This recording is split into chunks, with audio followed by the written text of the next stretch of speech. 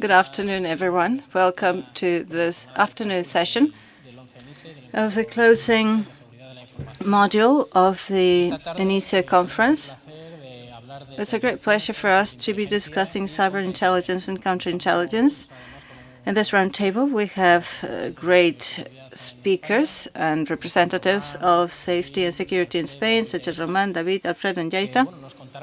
And they will be sharing their opinions with us and the new trends in cyber intelligence and counterintelligence. In particular, they will be speaking about false flag operations. And this is what, in our context of cybersecurity, these are hacking operations where they try to attribute the action to an external entity. And they're going to share their experiences in the cases they have been working on. And we will be speaking about the attribution of these actions, and we will share some reflections about what happens with these operations. Without any further ado, I will introduce the speakers and they will take the floor. So first, we'll have Román Ramírez, who is currently the head of security in Ferrovial. He worked for PricewaterhouseCoopers, Aventia, and other companies, so he has a long-standing career, and we all know him, and he has been the leader of several initiatives. He's the founder of the Rooted.com, one of the most important conferences on cybersecurity. So, Román, you have the floor. Great. Thank you, Luis. It's a great pleasure to be with all these experts. I will be just focusing on a very specific aspect of false flag operations, and in particular, Gladio operations. They're not well-known operations. This is not something that's officially discussed in any setting, but after the Second World War, many intelligence agencies, mainly those that were under the umbrella of the CIA or related to the Western Bloc, they set up a Gladio network, and they simulated attacks in the name of communist groups. And this is very interesting because Giulio Andreotti, the Prime Minister of Italy, and he was in the EU, he discovered the whole thing in the 90s, and the EU condemned Gladio operations. But if you look at them, there were attacks in a bar in Germany on behalf of a communist group, but it had been CIA agents and of the German intelligence and Spanish intelligence working together. So whenever we speak about cyber attacks, we're not reinventing the wheel. That's what Nero did with Christians and setting Rome on fire. And when we're speaking about intelligence, and particularly about business intelligence, we have to. Sometimes people decide that they have an enemy, but how can we make sure that the enemy is who they claim they are? Especially when we have to take some defense mechanisms, and we will speak about offense mechanisms as well. But most likely, you're going to look at defense mechanisms for your company against your foes, but you are not sure who they are, and you're investing money there. So you need to think about this. This is all I wanted to share. If this is done physically with intelligence agencies and they're attributing attacks to communist governments, just imagine what we can do in the field of intelligence in the cyberspace. Thank you very much, Román, for your words. Now we have David Barroso, who's the CEO of CounterCraft, his own company. This is a company for cybersecurity and counterintelligence, and this is precisely the topic we're addressing now. He is particularly interested in counterintelligence and is very proactive and management of enemy management. So going back to what Román said, when we speak about security incidents, when we speak about attribution, that's hard. That's a harsh word. We know that we tend to say attribution is hard, It's really hard to attribute an attack to somebody.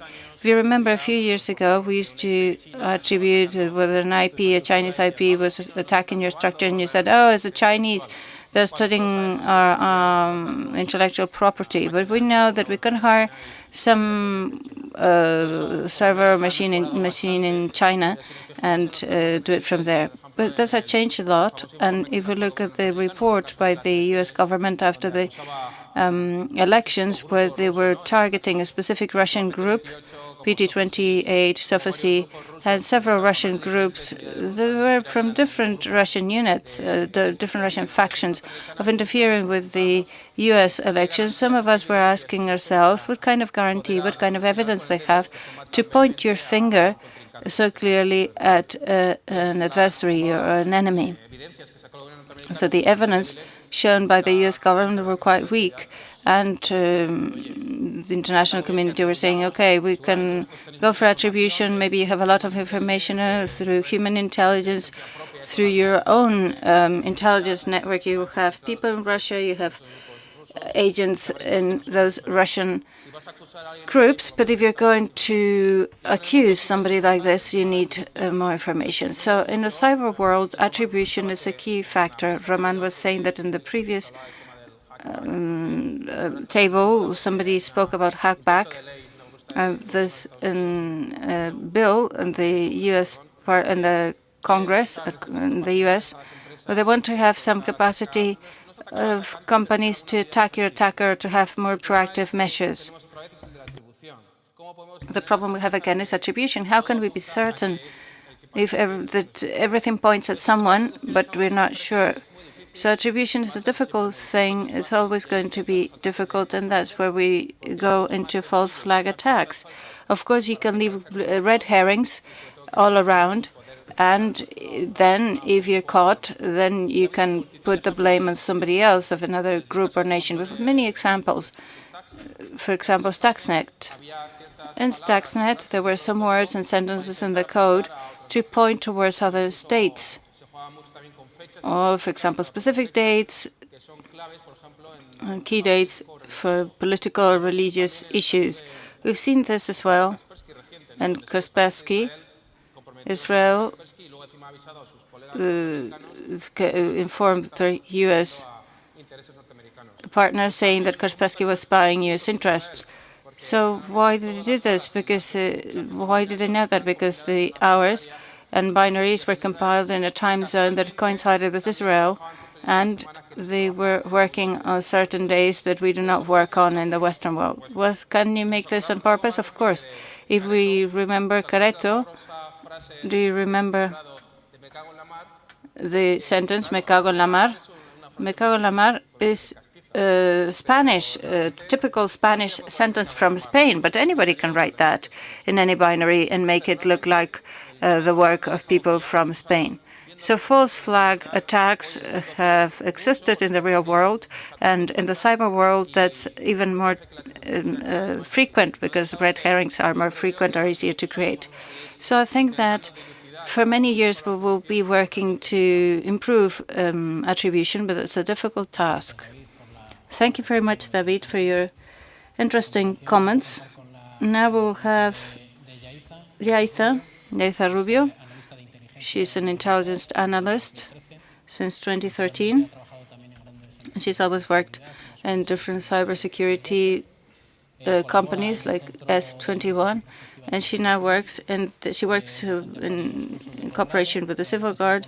She is a lecturer in several master's degrees, and she has been a presenter in some of the events like the one Román organizes, or Red Hat and Adahorn.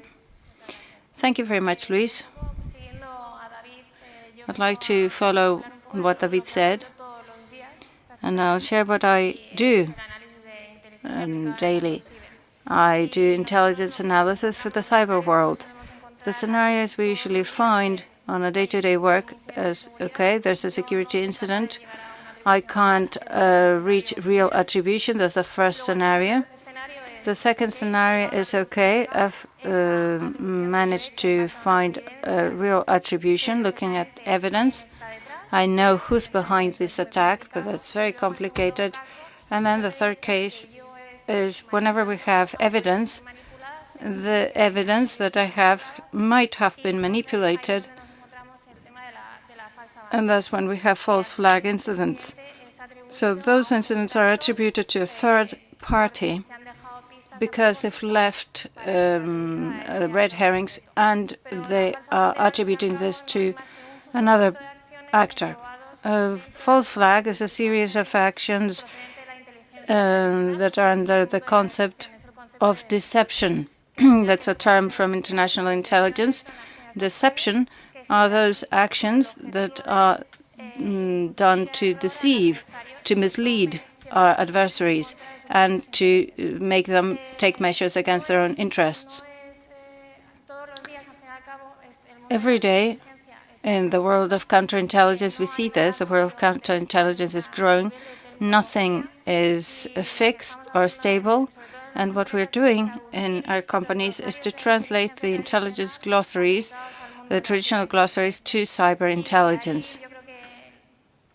And I think that as a recommendation, there's an intelligence glossary developed by the Ministry of Defense that's quite useful. If you're interested in that, I'd encourage you to have a look at it.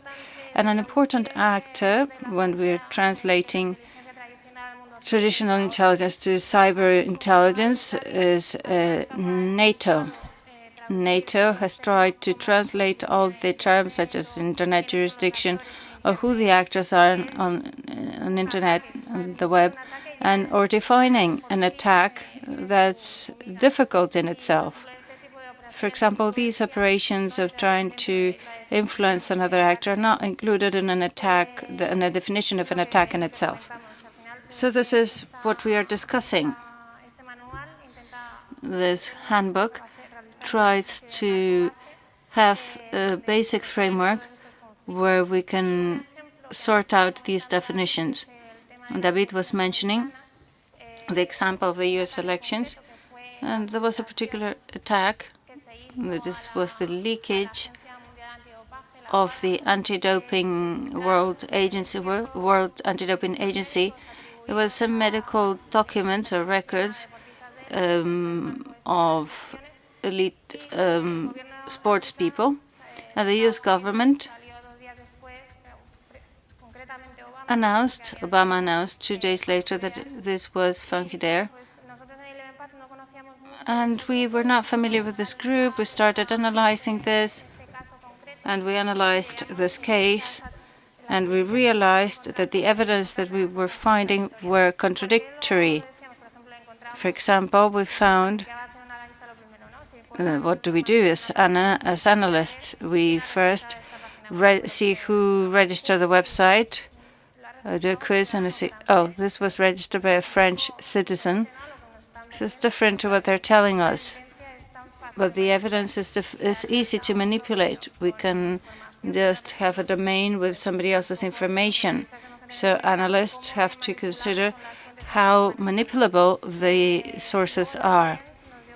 Then we went to the source code of the website, and we saw that the source code had comments in Korean. So, of course, this didn't work with the hypothesis. Then the next day, there was another leakage of medical records, and they had erased the comments in Korean. So if they've left that, it was to mislead analysts in the sector, then it doesn't make much sense that they removed the comments afterwards. And we could also see that what they wanted was to publish the leak in UTC +4 +5 and to show that they were in a time zone from Russia to the east. And so that analyst says, oh, it's the Russians, that's for sure. But that's something that you can control and you can mislead others. However, months later, in April, we witnessed the Vol 7 leak, and we saw that the CIA tools had to do with false flag initiatives. One of them is Umbrix, they left traces linked to known attacks which had been attributed to other groups in the past. For Marvel, this introduced in the source code of malware comments in different languages, so that, again, they could mislead. If I'm analyzing a sample of malware and I find comments in Russian, then analysts say, oh, it's the Russians, it's the Russians. What tools do intelligence analysts use? Many of them come from traditional intelligence, and I would recommend those who are coming from traditional intelligence, I'm sure are familiar with this. There's a book published by Hoyer and Fersens, 2 CIA agents, intelligence analysts. It's called Structured Techniques for Intelligence Analysis. It has a chapter to detect deception, and they speak about how an analyst needs to work, what kinds of things we need to pay attention to detect deception. So we have to look at the motives or the opportunities or the methods used by these groups in particular. We also have to look at the past, at the track record of these behaviors, if they actually match the behaviors of those groups, and also to see how manipulable the source is. We work with the web, and we have to see whether this can be manipulated or not, and the familiarity of the source we're using. Once again, I'll go back to NATO. NATO defined an international source assessment system, so they have a list, and if an analyst is managing a source or analyzing a source, we need to think about the reliability of the source and the content. Another tool we are using nowadays are collaborative environments. We exchange information. This is with allies. They have some information. Their analysts have attributed this to something or somebody. So if this happens to you, then the work is already done, and we know more or less to whom we can attribute this activity. And that's it. Attribution is very important and difficult, but we have to go through it if we want to go after the bad guys. Thank you, Yaiza, for your thoughts. Finally, we'll have Alfredo Pironti. He's a computer engineer, and he has a PhD, and he has continued researching in the field of cybersecurity for Microsoft and other companies, and nowadays he is a security manager in IoActive. Thank you very much. Good afternoon. First, I'd like to thank Luis for his invitation. As an auditing company, we do not work particularly in cyber intelligence, but the type of contribution that I'd like to make today is to see how we can bring together and complement intelligence activities and cybersecurity, and how this helps in our attribution capacities. So first, there's a very simple remark I'd like to make, and we've heard that in the cyber resilience table and others. Basically, if you are the objective of an attack, you're going to be attacked. It's going to happen. So activities such as intelligence, products, analysis are very useful. They're necessary to estimate risk. The risk is dynamic. It evolves. And activities such as intelligence help us anticipate risk.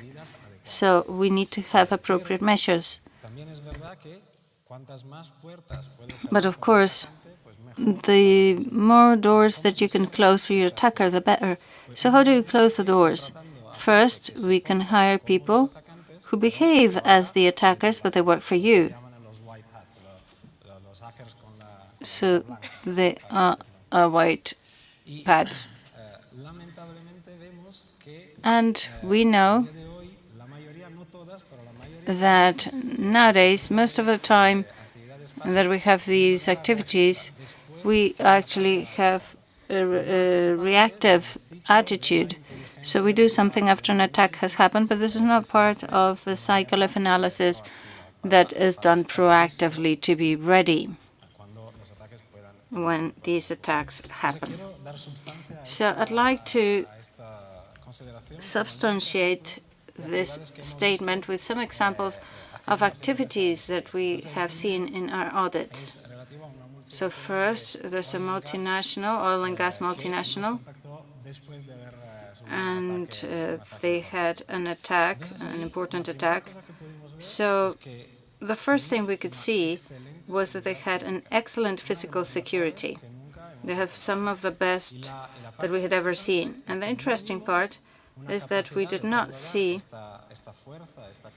the capacity to transfer this experience to the IT sector, where all these processes were disconnected from the physical security part. Though we can translate all these concepts to the IT sector. And something else that we've seen is that in this case, we can actually, for these organizations, they can ask for help from intelligence organizations. And we may think that an attack to a critical infrastructure, even if it's a private company, but they have a critical infrastructure, this means that this is an attack on a nation, so they have common interests.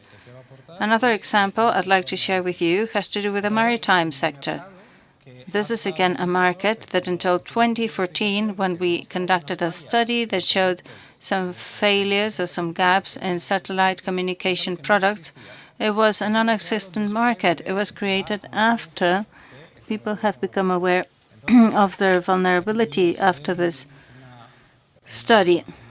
So we can see how, again, we are reactive, but still some things are changing. So we have physical security that is not the same level of other sectors, because we think that a vessel is something isolated. It's a sea. There may be pirates, but it's usually isolated. But in our experience, you go to a harbor, and accessing the boat might be difficult. But once you're inside, you can move around it whichever way you like. You can talk to those who work on board, and they go to the harbor, they go to the bar. You can give them a USB key, or you can introduce information to the system, to the boats, to the vessels system. So these are social engineering activities. Another interesting example is that vessels are interconnected. They're all interconnected in a cloud. But the services such as Google, Microsoft services are known to us, and we know that they are a potential attack target. They are protected, therefore. Well, of course, they are not. They can fail, but they are properly protected. As the maritime sector is not so well known, there are suppliers who are doing almost the same thing, but as they are not so visible, they do not pay so much attention to security, to the point that we can attack some of these suppliers of satellite interconnectivity, and from there you can not just affect a company in particular, but all the companies that use this supplier, which means that the lesson we have learned is that the security of your company does not just depend on the measures on your vessel, but also on the safety of your competitors who are using the same supplier, the same service provider. So what can we do? We need to create awareness so that the average security level increases. To conclude, I'll give you just a third example, if time allows. I'd like to speak about a critical infrastructure of a telephone company. In this case, they were quite proactive. It was not Telefónica, though. No, it wasn't. There's nothing wrong in the story anyway. So they were proactive, and they contacted us proactively because they wanted to have routers from a foreign company. So the interesting part was they were asking us whether there's a back door. And we can understand a back door as an administrator who shouldn't have access to this device so they can filter all the interesting data. But in this case, this was far simpler because you can see who is accessing what. But there are other ways of installing a back door. For example, test facilities, debug facilities. They seem to have remained there because there was a mistake or whatever, but in the end, that was a hidden agenda. So this is, in a way, it's a form of deception, and it hinders attribution. In an apparently collaborative way, the supplier of these routers gave access to the source code to analyze it and say, here it is, and there's nothing to hide. The problem is that in this case, as this is a supplier, the telephone company who was going to install the routers were not in control of the production process. So what is the point of revealing a source code if you cannot check that that is really the product that you are being delivered and that you're using? So this is all I wanted to say, and I'll just finish with a harkback. Something that we do during our audits was not to show as much vulnerability as possible to see how you're doing in terms of security, but to test yourself and understand first whether you realize that you're being attacked. Secondly, once you have detected the attack, that it is coming from us or through some deception mechanisms and details. We mislead you, and they think, oh, this is this nation or that nation. Okay. Thank you very much, Alfredo, for your words. And now we will open the discussion about what you have been presenting, and the audience will also have the chance to speak and ask. Yaiza and Alfredo have been telling us about some specific cases, but I'd like to start with you, Román. Have you had any specific example of this kind of operations of a false flag when another organization has been blamed for an attack? Has this happened in your organization? Have you had any case that you think would be interesting? I'll structure my reply. Ferrovial purchased a very large company in Australia called Broad Spectrum. Traditionally, as a company, we've always had very high levels of corporate social responsibility. Ferrovial has a very good relationship with many NGOs, etc. When we purchased this company in Australia, we dragged along a contract that this company was operating in two refugee camps, Manus and Nauru, which have been denounced over and over again in many forums because all sorts of things happen. There's extortion for sex and other horrible things. So from one day to the next, after Ferrovial purchased this company, we had never been under the radar of any activist group. We had more than 8,000 eyes looking at us and attacking. In this specific context, a strange thing happened to us. We started to get attacks supposedly originated by our competitor, and as we investigated and went deeper, the fact is that the actual origin seemed to come from an extreme left group, very activist. They were trying to pretend to be someone else who would be supposedly attacking us. I quite frankly don't understand the underlying reason, and I think it's a bit absurd. If you're an activist, you would like to take the credit for the attack, but these things happen, it's true. Would you like to share some personal experience, David, that you may have had in these situations? Do you have any example? Well, in fact, we haven't had any cases of false flag that we may relate to foreign intelligence services, because it's always a bit difficult.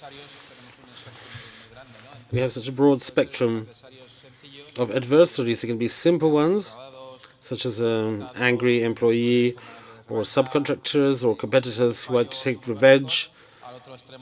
And we could go all the way to the other end of the spectrum when we speak about different levels of nation-level attacks. We haven't seen any in that extreme, but we have seen some from the very basic extreme.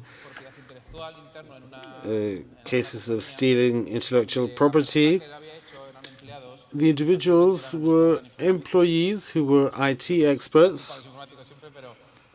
By the way, they administrated the domain and they stole information, they filtered it to the competition, and their endeavor was to blame it on another employee. As a domain administrator, they used other people's accounts and emails.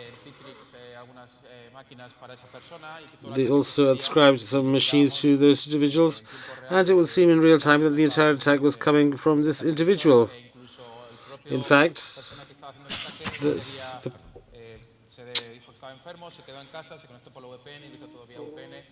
the individual purported to be sick and stayed at home. So it's a very simple case of wishing to blame. Every time the speaker coughs, our eardrums are severely beaten, interpreter's note. When there's been an incident with the use of foreign intelligence services, the machines themselves had been compromised by another intelligence service. So this would be the fourth collection that they call. Basically,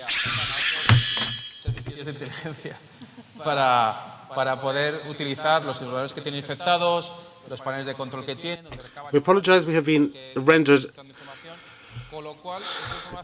slightly deaf by this speaker's last cough.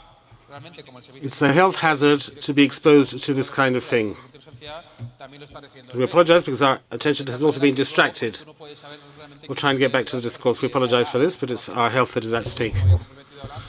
So we're committed, and the information was there. So we've seen a specific case in which it's very difficult to get evidence. All these infrastructures are very volatile, and every time there is the slightest hint of suspicion, they just disappear.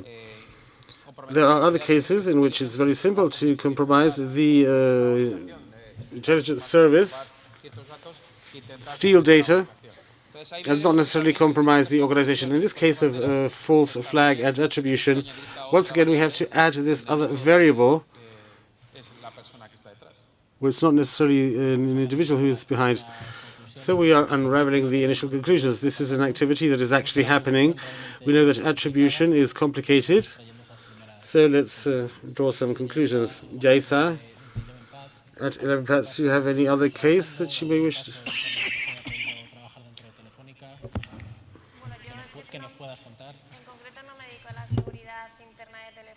I'm not involved in Telefónica's internal security, so I assume that the staff at Telefónica, it'll be internal security who takes care of this. I'm more involved in analyzing the external cases of information being filtered. But we do see that the trend is that although the false flag may be carried out by any agent on the internet, in most cases, those who do have capability are international intelligence services, as David said, and also supported by the media that they may have behind them, or the entire communication apparatus, because they need ways to communicate their activities. I'm actually referring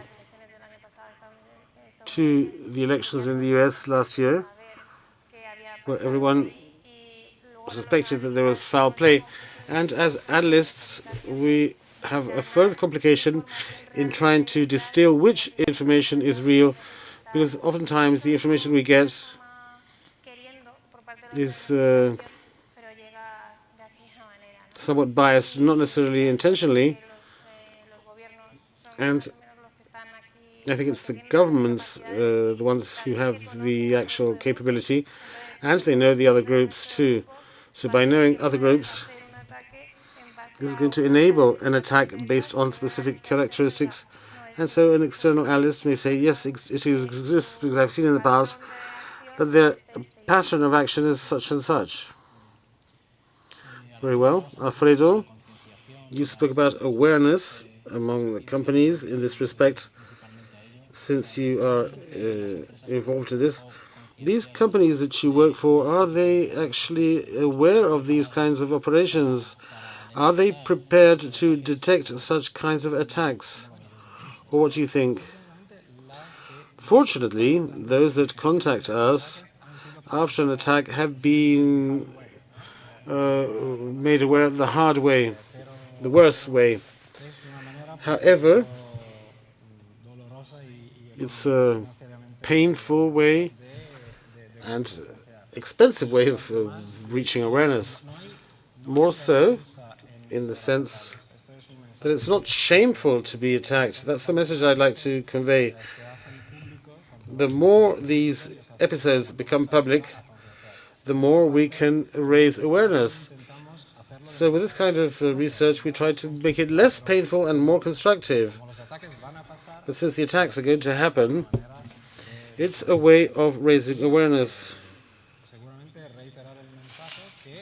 And I must reiterate the message that this ought to be a part of the process of being prepared for security events. How do you prepare an incident response? Well, by raising the barrier to make it more difficult for attackers to affect us. This is my advice, at least. So thank you very much for your contributions. Let's now open a round of questions to the audience to see if there's anyone who wishes to ask something or comment something on this very interesting topic that we are addressing.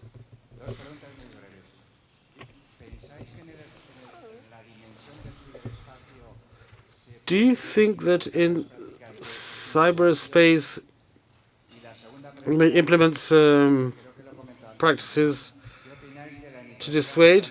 And what do you think of the US initiative of empowering to repel actions proportionately, provided that the real attribution is proven? Please excuse me for my cough, says the speaker, but the speaker's cough is ruining our eardrums. Could someone please tell him? Supongo todos sois conscientes, Microsoft está empujando una iniciativa que ellos lo llaman la Convención de Ginebra Digital. No sé si habéis leído en el blog de Seguridad. I wonder if you have read in Microsoft's blogs, there's a guy who's concerned, because this is like the clock at the end of the world. This is escalating the situation among agencies to an extent that we're going to start reaching a stage in which who does not have weapons to dissuade will be out of the game and harmed directly or indirectly. So the concern they have in their arguments is a bit innocent, I believe, or naive, so to speak. And if a digital convention were to be signed between all the governments, then perhaps we might contain these things. Dissuasion, if we quote every soldier, I mean, my weapon is bigger than yours, I'll crush you. So as to the second question, I'm totally in favor of a hack pack. I believe there are many companies here and many people who have suffered from incidents, financial institutions who have hired a service to get rid of command and control, and you say, no, you're probably lying. So some things have to be done. And I believe we're living world post-Westphalia, where force may only be exerted by the armed forces of the country, and if it's another country, so bear in mind that this is a cyber war, but a war has to be declared in order to be a war, and that requires a change of mentality, a change of scenario in all that's happening in the world. So I believe that we have to forsake the idea of Westphalia, in which the monopoly of force has to be in a series of organizations, to evolve further. Personally, I loathe the idea of mercenaries, and do not take me wrong, but we need a mechanism in order for a company not to have to go to the police station to to file a report, and they take 8 or 9 months to come back and do something. Whatever I do is get rid of the attacker, if I may, or not. I say so just in case, because then I might be arrested. But that's the truth. Companies may be attacked and harmed, and they have to react. And I share the actions of the police forces. They are doing a very good job of it, but they have to do it even more swiftly. So it all looks very good on paper, but I think we need to take action, especially when you're being attacked. You have to react immediately. So there ought to be specialized judges to solve these things in 10 minutes, supported by the police forces of the state. There must be a way in which companies may respond immediately. I don't know whether I've answered. Yes, I agree with what Román says. Partly the dissuasion is difficult, but if we go to the Washington Treaty, where they try to limit the expansion of weapons, if we go to cyber weapons, well, those who are addressing this don't really understand the very nature of cyberspace. It's not the same as a gun or a nuclear weapon. So it's not easy, and in order for deterrence not to be who's got the biggest weapon, it's more important perhaps to see who has a more destructive capacity. So far this has been a bit of failure. It's more of a classical understanding of things, like back 30 years ago when there was a Cold War. But since the world has changed and we have to look forward, this still has to change. The problem is that it's very difficult to agree. It's very difficult to agree in the European Union, let alone in the whole of the world. But I do find it interesting, this hackback attitude, although I'm totally against attacking attackers without a criterion. Remember what we discussed earlier on. But as to the response of the American Congress, before any measure you have to warn the FBI, and the FBI has to approve the measure. It has to be something swift. You cannot wait for 6 months. What happens if you have a document in your document repository with an exploit? Someone opens it up at home and defects the equipment. Who's to blame? Is it something illegal that you're doing? So there's a lot of grey, fuzzy in-between area. No one has asked this individual to compromise the organization's security. For doing that, this might infect the whole thing. So it's very laborious. Who's to blame there? Is it legal? Is it illegal? It's a very grey, fuzzy area. The endeavor of the American Congress for several attempts in the last few years, because there is a very strong American lobby who wishes to support this, the aim is to put some order into the reaction when someone is compromising your company's security. In real life, someone may trespass into your home and go all the way to the kitchen, and what you do is kick them out and shut the door on them. So this would be the virtual way of doing it. Of course, there is still a lot yet to be defined as to what is the best way of doing it and so forth. But what Román said, I know many companies that are engaging companies in other countries to do the dirty work. Compromise the competition, deface websites, defamation. It's a complicated world and a very hostile one too. More so in this day and age with all the geopolitical tension in several parts of the world, and we don't know where this is all going to end. So I do see that it's normal to try to put some order into the capacity of response. All companies, well, not in my case, but all companies have private security.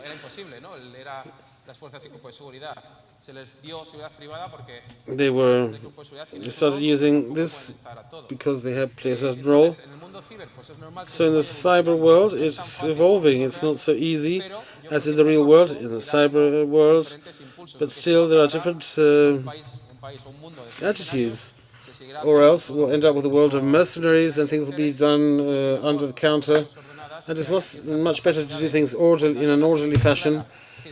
And if there's a clear attribution, if someone is stealing a document from my document manager, and obviously there is a direct attribution, the document has been stolen and opened in another PC. It's a direct attribution. But other than that, I believe that we are willing to, little by little, see how these laws are passed in the US and see how the rest of the world and Europe react. And it'll be more common in the future, I'm sure.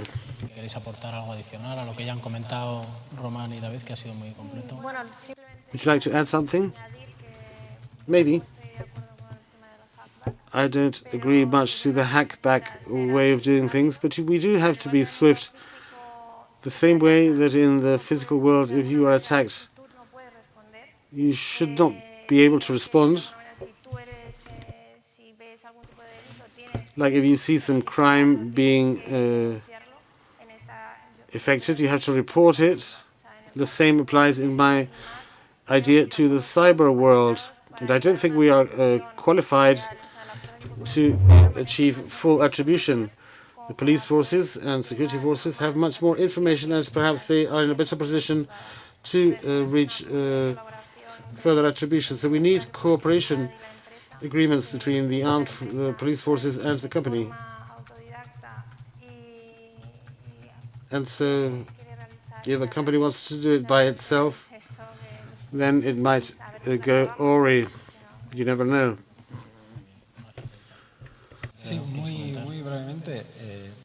In a nutshell, from our viewpoint, we want to think that the defense is the best deterrent. With all the revolutions brought about by the virtual world to the real world, in the real world we can set off a nuclear bomb and we'll kill everything. In the virtual world, you can do something similar, but from the point of view of defense, you could also build walls tall and thick enough that they're difficult to penetrate, and the efforts that the attacker needs to penetrate these walls is much greater than the potential benefits that they would achieve from winning the attack. So we believe this is a way to be able to make an investment and make the most of the revolution brought about by the IT world as compared to what we are used to in the real world. With regards to hackback, we ought to be pragmatic. These things may happen. Attribution is so difficult that at the end of the day, it's not easy. But we continue to think, well, we are hired to attack potential victims, and they ought to be capable of not being attacked really, so they are not in this condition of having to react so soon. It's inevitable, and we must bear it in mind. We have to be pragmatic, and that's the way to go. Thank you very much for your different viewpoints. Are there any other issues that you wish to ask to the panel?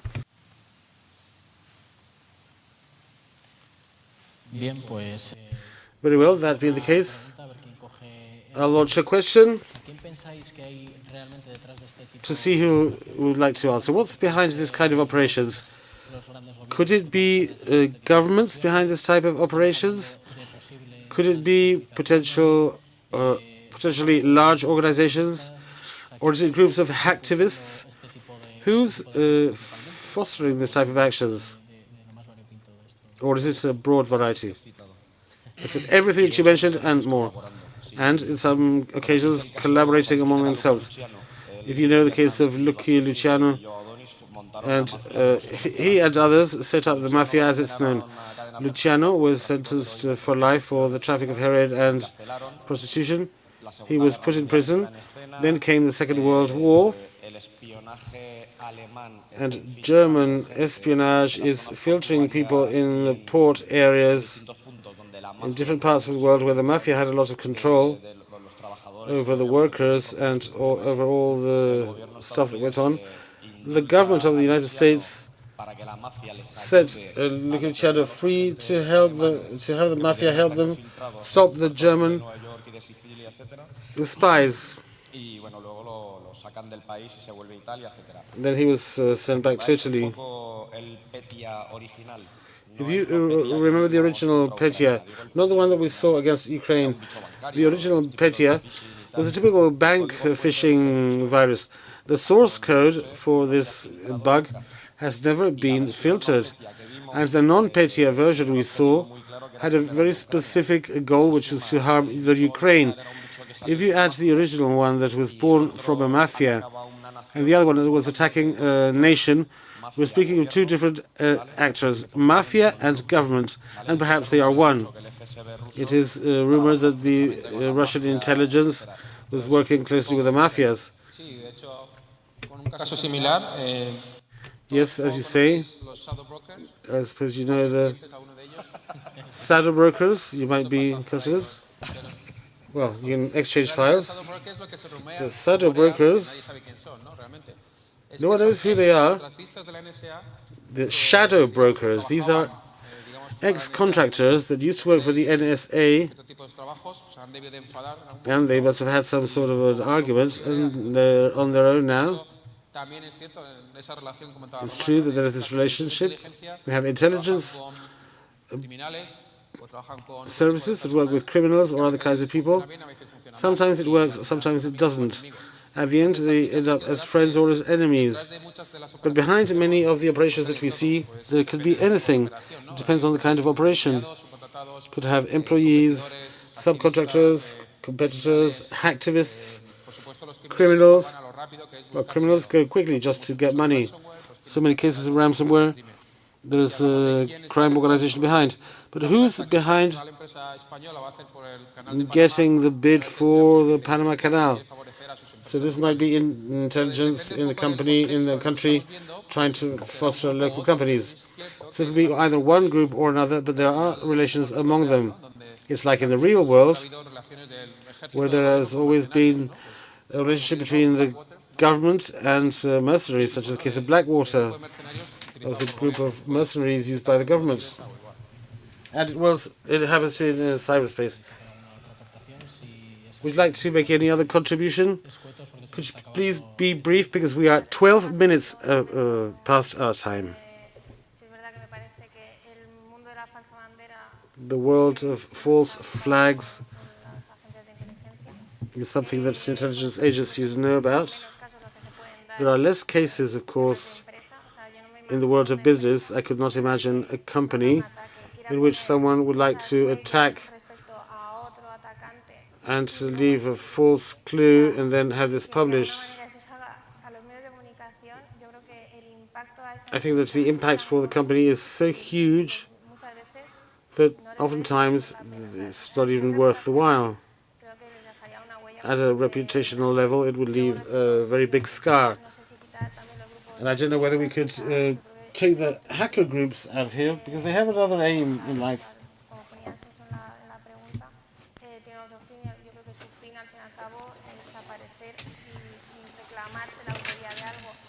They normally like to claim the authorship. And there's no point of setting false clues that would belong to a different group, whatever the intelligence agencies say. In our position, we don't have many elements to comment on that. So, okay.